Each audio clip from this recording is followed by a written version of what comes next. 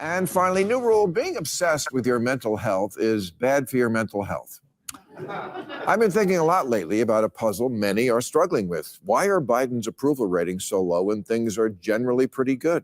Now, of course, there are problems. America's a big place, but wages are rising. Unemployment is negligible. The stock market is soaring. We somehow brushed off both the Trump presidency and the pandemic. Yes, inflation persists for a lot of things, but... Okay. Am I missing something here? Does Bill Maher really like have that hard of a time connecting with the common person?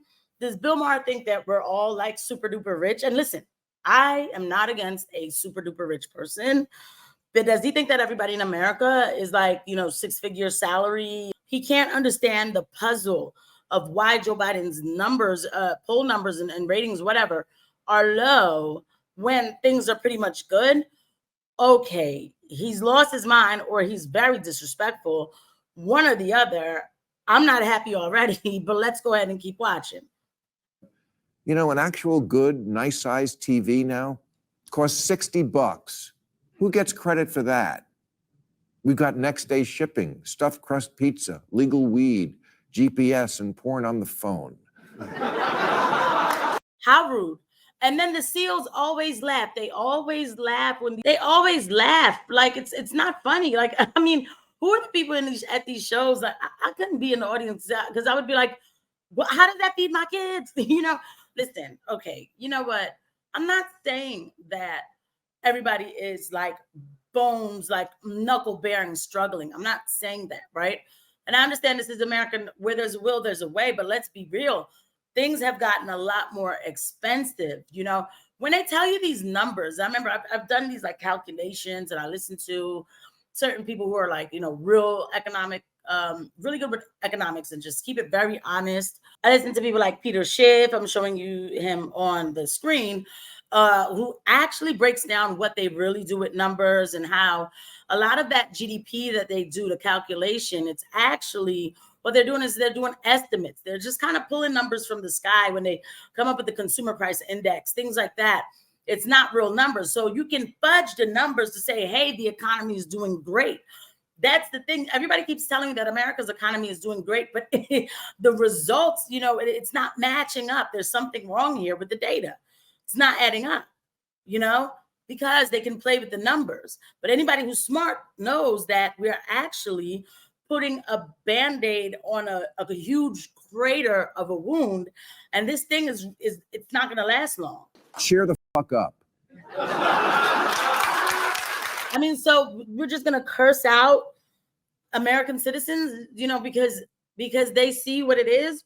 I try not to complain about anything. I'm grateful for everything because, I believe in God. And hey, at least I live in a country where I can go to the market and get food. But the fact is, do you know that $200 worth of food can give me, it gives me 3 bags? No more than 3 bags. No more than 3 bags. And maybe a pack of paper towels. Okay? That's a problem. Not too long ago, $200 worth of food would have been, hey, come help me get the food out of the trunk. Right? So it's not even, it's rude the way these people talk to you. Like, who wrote this for him?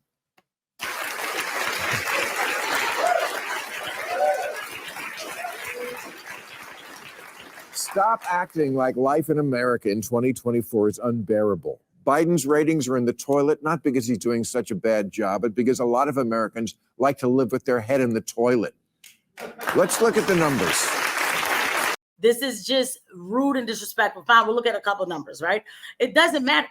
Again, I don't believe in polls, by the way, even for Donald Trump. When I see like, oh, Trump is leading in the polls by this much, I'm like, nah, that means nothing to me. They're numbers. You can fudge statistics. They do it all the time. They do it all the time. I go by what you can see objectively. I go by the evidence on the ground, sometimes anecdotal, right? But on the ground. But the numbers they can fudge with. Let's look at the numbers. Almost a third of American adults have reported a depression diagnosis at some point in their life. And while depression is, of course, a very real thing, it's also true that earlier generations never suffered from the expectation that you're supposed to feel good all the time. 1 in 8 adults are on antidepressants, and that doesn't include the ones who steal them from their kids. I don't understand what point he's trying to make here. Let's see if he gets to the point. And then maybe we'll look at the end of this clip and see what he sums up. What's the summary of this disrespect? And the kids? The newest TikTok challenge is self-diagnosis of mental problems. Because what's more of a hotbed of mental health than TikTok? In 2022, the CDC released the results of a survey on teen mental health, and over 40% said they feel persistently sad or hopeless. Okay, so I don't know what point Bill Maher is trying to make here. He's really not helping Biden because you're talking about 2022. I don't know what you're really saying here. It's just not adding up to me at all. It doesn't make any sense what he's doing here. This does not help Joe Biden. Furthermore, we should ask ourselves as a society why the kids feel like this, but again, this country does not serve its citizens. And be clear, I believe that we should put into this country too, for sure. What can you do for your country? I get it. But right now, we know that our elected officials, they don't answer to us. They answer to big money. So I don't understand, again, what Bill Maher is doing. Oh, and by the way, I like how he threw in TikTok, because I'm sure he's so excited about the possible TikTok ban bill. And antidepressant use among young males is rapidly rising, unlike their dicks. Now, without a doubt, antidepressants can be life-saving for those who need them. All right, we're going to move on because I'm not doing this with Bill Maher. So, let's just, because there's a dog. So, I don't even know. There are people in America with real problems who deserve to feel sad, but sometimes a bad day is just a bad day. When you constantly reinforce this message that no one's just a normal human with normal struggles, but we're all permanently fucked in the head, it becomes a self-fulfilling prophecy. Maybe the solution is much simpler, and you just went a week without sleep or sunlight. Maybe you have problems that could be solved with vegetables. Okay, so we stop right there. This is what is called punching down, and I'm seeing a lot of it. Definitely this past 3 years. I'm really seeing it now, where the top punches on the bottom. Again, I don't like doing class systems too much, even though I know they exist. Obviously, I am not as rich as Bill Maher. So technically, he would be on top if we talk about money and the different things as far as what money can do that he probably doesn't think about, like, his bills are paid or whatever, right? So the thing is, though, there's been a lot of top telling the citizens, hey, shut up and take it. Oh, well, you should be happy with the scraps that you get. So let's break it down. The American citizen is not, it's not satisfied with their country, with their elected officials, right? And so let's keep it real.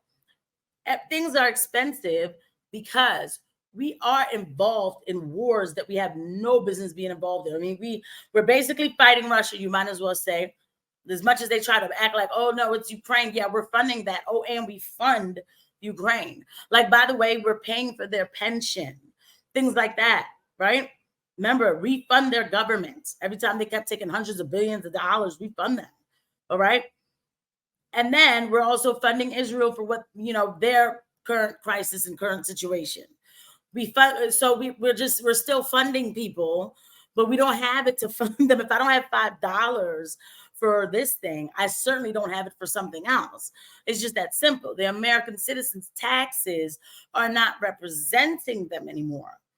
Okay. And then, by the way, our taxes are really, I don't even know why I say that sometimes, because our taxes have already been spent probably 10, 15 years ago.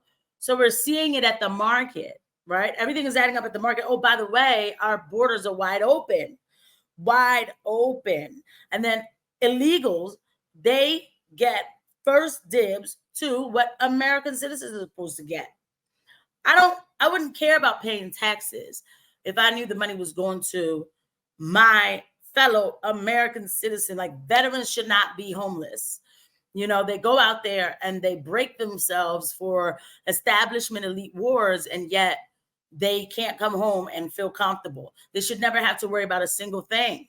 right? So yeah, the American citizen has a right to be mad.